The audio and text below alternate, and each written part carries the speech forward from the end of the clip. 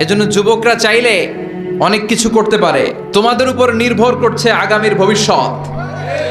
যুবকরা যদি ইসলামের পথে আসে, ভালো থাকবে বাংলাদেশ।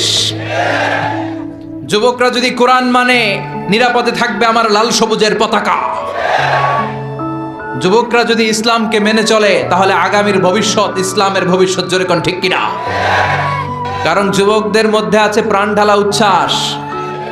মুরব্বীদের স্বাদ আছে কিন্তু সাধ্য নাই। মুরব্বীরা চায় অনেক কিছু করতে, কিন্তু করে দেখাতে পারে? মাজায় ব্যথা, কোমরে ব্যথা। আগামীর নেতৃত্বে মুরব্বী নয়, যুবকদেরকে এগিয়ে আসতে হবে। চিল্লায় বলো ঠিক কিনা? যুবকদের রক্ত গরম, তারা চাইলে একটা বিপ্লবকে নেতৃত্ব দিতে পারে। They can lead a revolution. গোটা বিশ্বে যত বিপ্লব হয়েছে সব যুবকদের দিয়ে হয়েছে। সুবহানাল্লাহ পড়েন।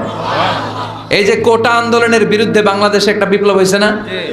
এখানে কি মুরব্বী চাচারা ছিল? কারা ছিল? আমার দেশের দামাল ছেলেরা, তারুণ্যের উচ্ছ্বাস নিয়ে তারা এসেছিল। তারা জ্বলে উঠেছিল আপন শক্তিতে। চিল্লা এখন ঠিক কিনা? তো মুসলিম যুবকদেরকে জ্বলে উঠতে হবে আপন শক্তিতে।